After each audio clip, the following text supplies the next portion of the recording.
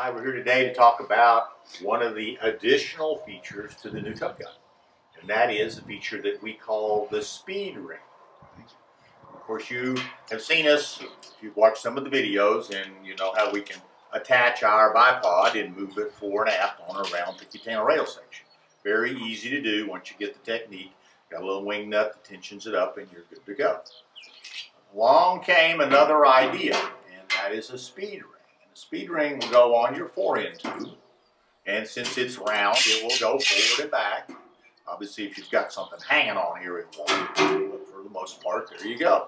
And it's set. So we go ahead and we hook our bipod on it, and now we have the ability to move this bipod without ever taking it apart in the forward or aft positions, whichever way we decide is most advantageous to the particular shooting position we need. And one other advantage with this, which is I'd say it's a big advantage, okay? I'll show you, is we are using, obviously, the bipod in non-symmetrical positions. If you've watched the bipod video, well, guess what? We can actually use this bipod in an offset non-symmetrical position. So that means that when we put this bipod on this TUBB gun, and let's just assume that we were going to use it like everybody else, you'd hook it on the container rail section. Well, if you desire to make your rifle stay on the target better, then you see this is straight at 6 o'clock. Well, you have the ability to move it over here at about 7 o'clock. Obviously, you're going to tighten this up in order to use it. Okay? Put this leg down, and put this leg at a 45. You have to pick it, what you want. Let's say we let this out a notch or two. Right? And now when I'm shooting my gun, and see, I have plenty of room here to move back and forth, right, to shoot. Right? But what have I done?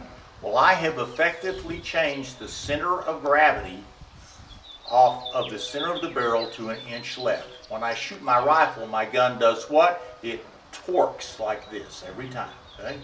Well, now I've taken the entire weight of the rifle, offset 1 inch. Guess what? When I shoot this rifle at this particular configuration, it stays on the target better.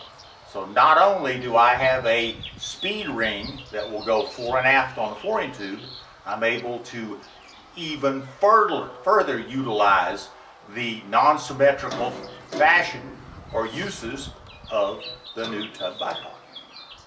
Yes, you're using the weight of your rifle and the torque of the barrel and the torque that the bullet's imparting on the rifle to your advantage, because you're overhanging off of one side.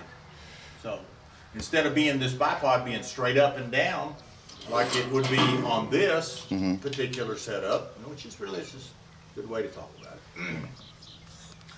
it. Instead of straight up and down, let's say, I'm offset about 1 inch if you do the math, if you do a little bit of measuring. It's 1 inch, and 1 inch will still give you the ability to go in here, and if you can't get quite far enough to the right, if you let this leg out another notch, it really makes a difference. But look at that. That's just, and the fact that you can tension these, it'll stay there. It doesn't go and fall over, okay? It'll hold itself right there. By the way, the other thing I wanted to say that I didn't put in the video a while ago is these wing nuts that you get are going to come with about three little